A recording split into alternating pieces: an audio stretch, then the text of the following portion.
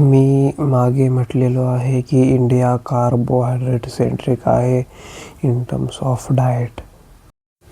आणि हे मी तुम्हाला काही माझ्या पर्सनल एक्सपिरियन्सेस और पर्सनल ऑब्झर्वेशन्स थ्रू प्रूव्ह करून देणार आहे की why India is said to be carbohydrate centric in terms of diet. Number first, agriculture. आता ॲग्रिकल्चरमध्ये म्हणजे जेव्हा केव्हा मी भारतामधील लोकांची किंवा माझ्या आजूबाजूच्या लोकांची शेती बघतो, त्या शेतीमध्ये जास्तीत जास्त करून फक्त मका, गहू, अजून बस ऊस वगैरे राहतो, जो की न्यूट्रिशन फील्ड नाही आहे.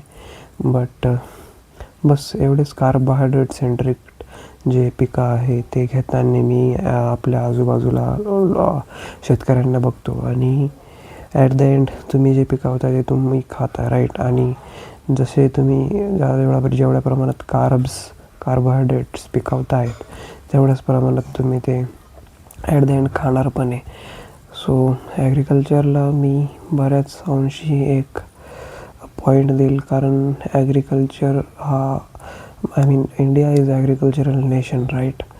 सो त्यामुळे ॲग्रिकल्चरमध्ये जर मेनली कार्बोहायड्रेटच प्रोडक्शन होत असेल तर ॲट द एंड हे ऑब्वियस आहे की ते खाण्यामध्ये सुद्धा उतरेल तुमचे carbohydrates.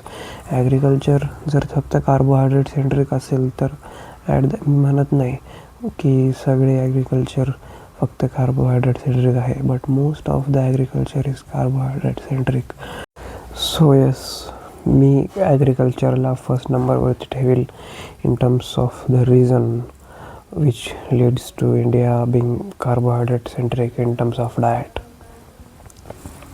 Number second is Indian education system. Indian education system मध्ये कधी प्रोटीनच्या इम्पॉर्टन्सला हायलाईट केलंच नाही. फक्त वरवर शिकवण्यापुरतं सांगितलेलं असेल की हे खा, ते खा, अंडी खा वगैरे वगैरे, आणि बस बॅलन्स डाएट फक्त थेअरी म्हणून टीच करून मोकळे होतात.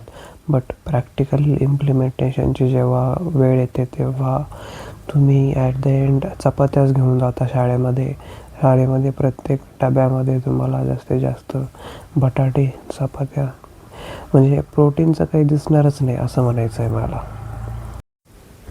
Number third is lack of awareness. आता मी बऱ्याच अशा माझ्या मित्रांना ऑब्झर्व करतो ज्यांच्याकडे फार गायी आहे, त्यांच्याकडे प्रोटीनची भरभराट आहे, कॅल्शियमची भरभराट आहे, हाय बायो अवेबिलिटी प्रोटीनची भरभराट आहे, तरी देखील ते जेवणाला प्रोटीन इन्क्लूड करते नाही, जेवणाला दूध इन्क्लूड करते नाही. हे त्यांची काय म्हणावं मला समजत नाही. म्हणजे ते अनअवेअर आहे की काय, पण त्यांच्या घरी असून देखील ते घेते नाही, तर काय म्हणणार आहे ना. आणि हा पॅटर्न मी बऱ्याच मित्रांमध्ये ऑब्झर्व करतो की त्यांच्याकडे गाया वगैरे, दूध वगैरे सर्व इनफ क्वांटिटीमध्ये असून देखील ते कन्झ्युम करते नाही. ते फक्त त्याला बिझनेस पॉईंट ऑफ व्ह्यूनेच बघतात. तर ही एक चूक आहे. मी म्हणत नाही सगळे असेच करतात, बट मोस्ट ऑफ अस म्हणजे आपल्यापैकी बरेच अनअवेअर आहे प्रोटीनच्या इम्पॉर्टन्सबद्दल. त्यांना माहीत नाही डेली प्रोटीन इंटेक काय असतो, डेली प्रोटीन इंटेक का कंप्लीट केला पाहिजे माणसाने. So yeah, point number third is lack of awareness in our society about protein, आणि हेन्स ते लीड करतं तुम्हाला कार्बोहायड्रेट सेंट्रिक डाएट कन्झ्युम करण्यासाठी. म्हणजे कार्बोहायड्रेट फार राहताना खूप म्हणजे मी देखील त्रस्त झालो होतो एक वेळेस. मी फार कार्बोहायड्रेट कन्झ्युम करायचो आणि मला फोकस करायला फार प्रॉब्लेम यायचा, अचानक झोप यायची. मी या कार्बोहायड्रेट्सच्या इम्पॅक्टबद्दल मी दुसऱ्या व्हिडिओमध्ये बोलणार आहे, बट या व्हिडिओमध्ये let's talk about just the reasons why India is carbohydrate centric in terms of diet. So yeah, I think हे टॉप 3 पॉईंट्स होते. इंडियन एज्युकेशन सिस्टम झालं, लॅक ऑफ अवेअरनेस झालं, आणि the one is agricultural farming, carbohydrate centered crops farming in India. हे 3 reasons आहे मला वाटतं जेणेकरून इंडिया कार्बोहायड्रेट सेंट्रिक आहे rather than being protein centric.